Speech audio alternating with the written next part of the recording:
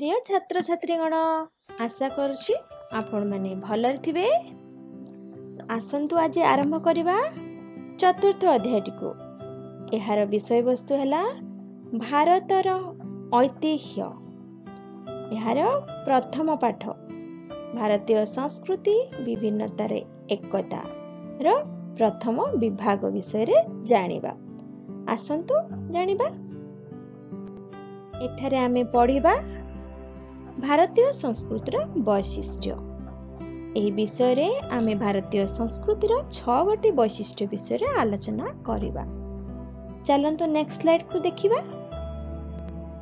भारतीय संस्कृतिर वैशिष्ट्य।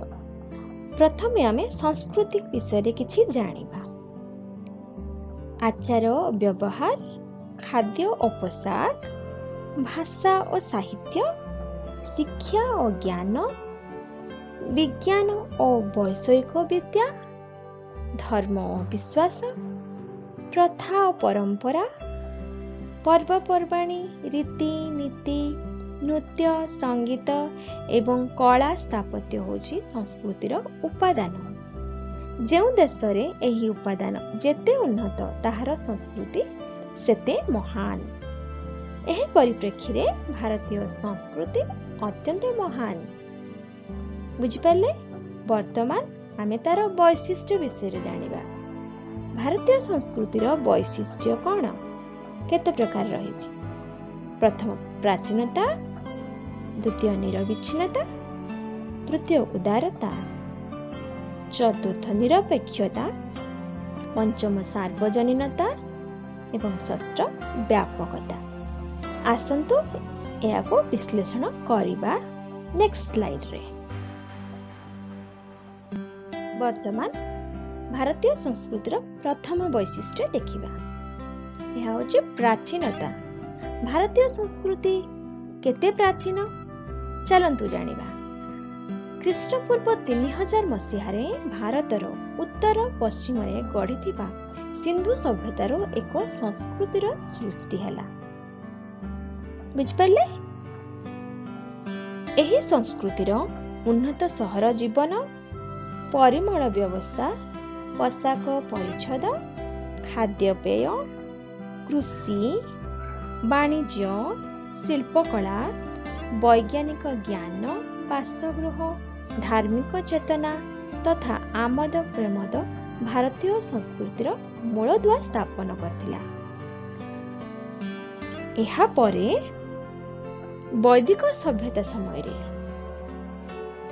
भारतीय संस्कृति रे आध्यात्मिक ज्ञान और सामाजिक चेतना प्रवेश कला एवं नूतन शिक्षा, ज्ञान, दर्शन और धर्म चेतना प्रवेश कला।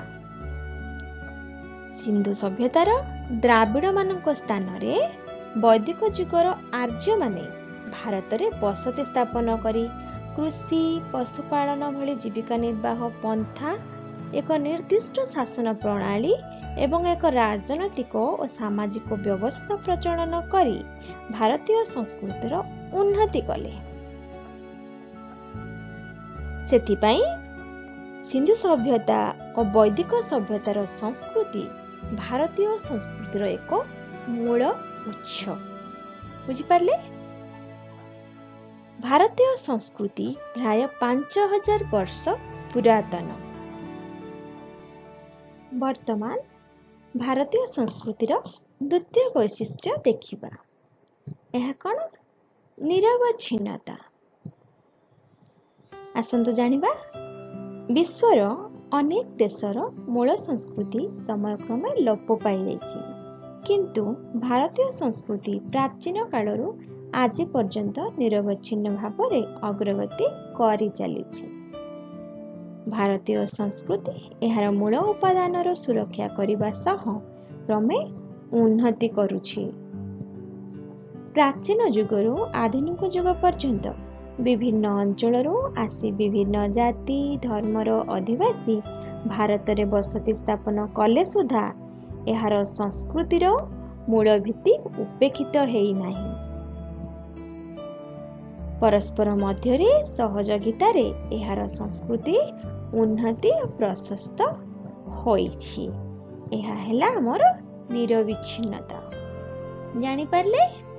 ବର୍ତ୍ତମାନ ନେକ୍ସଟ ସ୍ଲାଇଡ୍ କୁ ଯିବା।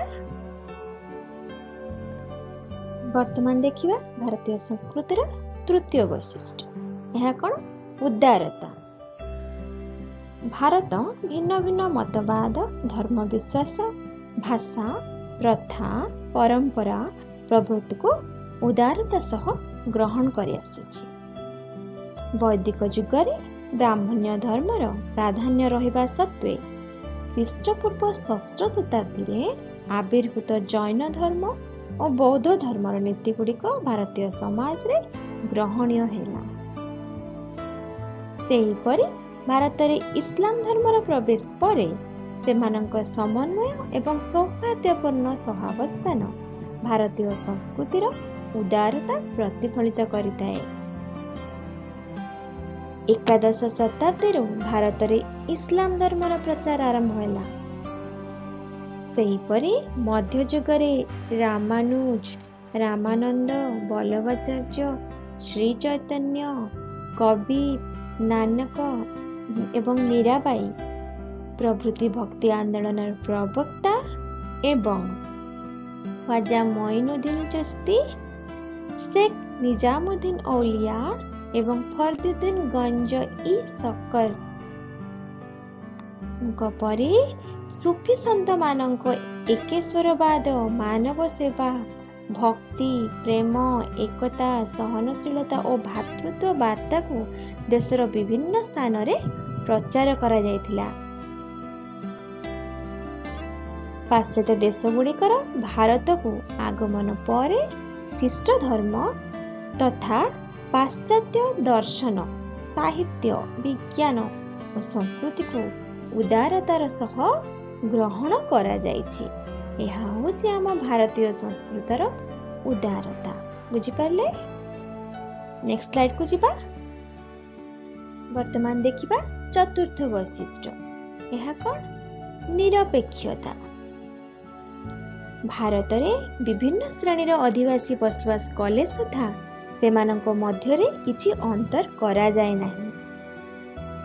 ଆଇନ ଦୃଷ୍ଟିରେ ସମସ୍ତଙ୍କୁ ସମାନ ଅଧିକାର ଏବଂ ସ୍ୱାଧୀନତା ଦିଆଯାଇଛି। ଶାସକମାନେ ସମସ୍ତ ଅଧିବାସୀଙ୍କ ସ୍ୱାର୍ଥର ସୁରକ୍ଷା ପାଇଁ ଯତ୍ନବାନ ହୋଇଛନ୍ତି। ପ୍ରାଚୀନ ଏବଂ ମଧ୍ୟଯୁଗରେ ଅଶୋକ, କନିଷ୍କ, ଗୁପ୍ତବଂଶୀୟ ସମ୍ରାଟଗଣ, ହର୍ଷବର୍ଦ୍ଧନ ଓ ଆକବର ଭଳି ଶାସକମାନେ ନିଜେ ଏକ ନିର୍ଦ୍ଦିଷ୍ଟ ଧର୍ମ ଗ୍ରହଣ କଲେ ସୁଦ୍ଧା ଉଦାର ଧର୍ମ ନୀତି ପୋଷଣ କରି ଅନ୍ୟ ଧର୍ମାବଲମ୍ବୀଙ୍କୁ ସେମାନଙ୍କ ଧାର୍ମିକ କାର୍ଯ୍ୟ କରିବାକୁ ସ୍ୱାଧୀନତା ଦେଇଥିଲେ ଏବଂ ସମସ୍ତଙ୍କ ପ୍ରତି ସମାନ ଶାସନ ନୀତି ପ୍ରୟୋଗ କରିଥିଲେ। ଭାରତର କଳା ଓ ସଂସ୍କୃତି କୌଣସି ଏକ ନିର୍ଦ୍ଦିଷ୍ଟ ଗୋଷ୍ଠୀକୁ ସମର୍ଥନ କରିବା ଉଦ୍ଦେଶ୍ୟରେ କରାଯାଇ ନାହିଁ। ଭାରତର ସମ୍ବିଧାନରେ ମଧ୍ୟ ଧର୍ମ ନିରପେକ୍ଷତାକୁ ନିଶ୍ଚିତ କରାଯାଇଛି। ସେହିପରି ଭାବରେ ଆପଣମାନେ ଜାଣିଥିବେ 1976 ମସିହାରେ ଗୃହୀତ 42ତମ ସମ୍ବିଧାନ ସଂଶୋଧନ ଅନୁଯାୟୀ ଭାରତକୁ ଏକ ସାର୍ବଭୌମ ଗଣତାନ୍ତ୍ରିକ ସାଧାରଣତନ୍ତ୍ରରେ ଗଠନ ସଂକଳ୍ପକୁ ପରିବର୍ତ୍ତନ କରାଯାଇଥିଲା ଏବଂ ସାର୍ବଭୌମ ସମାଜବାଦୀ ଧର୍ମ ନିରପେକ୍ଷ ଗଣତାନ୍ତ୍ରିକ ସାଧାରଣତନ୍ତ୍ରରେ ଗଠନର ସଂକଳ୍ପ ନିଆଗଲା। ବୁଝିପାରିଲେ ନିରପେକ୍ଷତା ବିଷୟରେ?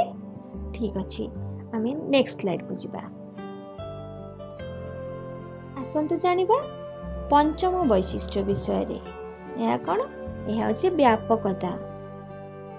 ଭାରତୀୟ ସଂସ୍କୃତି ବିଭିନ୍ନ ଜାତି, ଧର୍ମ, ବର୍ଣ୍ଣ ଓ ଭାଷାକୁ ନେଇ ବିକଶିତ ହୋଇଛି। ଏଥିରେ ବିଭିନ୍ନ ପ୍ରକାର ପ୍ରଥା ଓ ପରମ୍ପରା ମିଶ୍ରଣ ଘଟିଛି। ବହିର୍ଦେଶ ଆଗମନରେ ଏବଂ ଭାରତର ବିଭିନ୍ନ ଦେଶ ସହିତ ବାଣିଜ୍ୟିକ ସମ୍ପର୍କ ପରସ୍ପରର ସଂସ୍କୃତି ଉପରେ ପ୍ରଭାବ ପକାଇଛି ଏବଂ ଏହି କାରଣରୁ ଭାରତୀୟ ସଂସ୍କୃତି ବ୍ୟାପକ ହୋଇପାରିଛି। ଅନେକ ମୁନି ଋଷି, ସାଧୁ ସନ୍ଥ, ଧର୍ମ ପ୍ରଚାରକ, ଦାର୍ଶନିକ ଓ ସାହିତ୍ୟିକଙ୍କ ବାଣୀ ଭାରତୀୟ ସଂସ୍କୃତିରେ ପ୍ରତିଫଳିତ ହୋଇ ଏଥିରେ ବ୍ୟାପକତା ଆଣିପାରିଛି।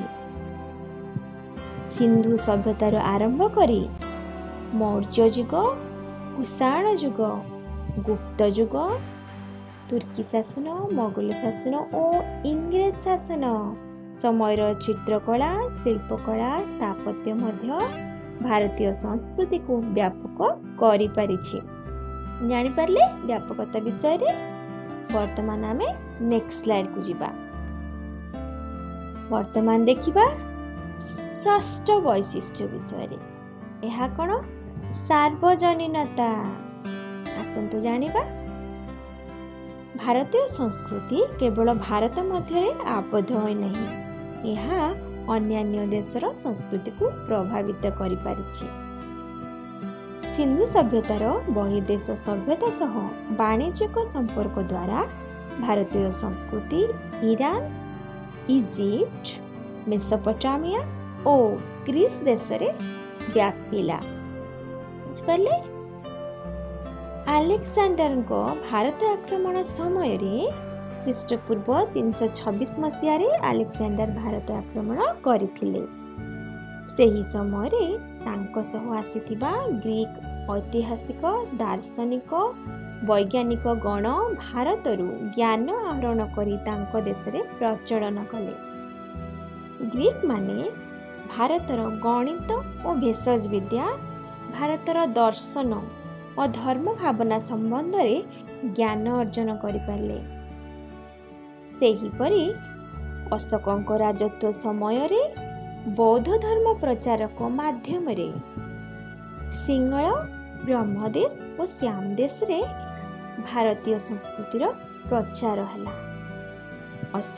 ସମ୍ରାଟ ଅଶୋକ ତାଙ୍କ ପୁତ୍ର ମହେନ୍ଦ୍ର ଓ କନ୍ୟା ସଂଘମିତ୍ରାଙ୍କୁ ସିଂହଳକୁ ଏବଂ ଶୋଣ ଓ ଉତ୍ତର ନାମକ 2 ଜଣ କର୍ମଚାରୀଙ୍କୁ ବର୍ମା ବା ବ୍ରହ୍ମଦେଶକୁ ପଠାଇଥିଲେ। ସେହିପରି ଚୀନ, ଜାପାନ, ତିବ୍ବତ, ମଧ୍ୟ ଏସୀୟ ଦେଶ, ଦକ୍ଷିଣ ପୂର୍ବ ଏସିଆରେ ବ୍ରହ୍ମଦେଶ, ମାଳୟ, ଜାଭା, ସୁମାତ୍ରା, ବର୍ନିଅ, ସିଆମ ଓ କାମ୍ବୋଡିଆରେ ଭାରତୀୟ ସଂସ୍କୃତି ପ୍ରଭାବ ବିସ୍ତାର କଲା। ଠିକ ଅଛି। ୟୁରୋପର କିଛି ଅଞ୍ଚଳ ଓ ଏସିଆ ମହାଦେଶର ପ୍ରାୟ ସମସ୍ତ ଦେଶରେ ସେଠାକାର ସଂସ୍କୃତିରେ ଭାରତୀୟ ସଂସ୍କୃତିର ଛାପ ଦେଖିବାକୁ ମିଳେ। ଏହା ହେଲା ଆମର ସାର୍ବଜନୀନତା ବୈଶିଷ୍ଟ୍ୟ। ବୁଝିପାରିଲେ? ଏହି ବିଷୟରେ ଆମେ ଜାଣିଲେ ଭାରତୀୟ ସଂସ୍କୃତିର 6 ଗୋଟି ବୈଶିଷ୍ଟ୍ୟ ବିଷୟରେ।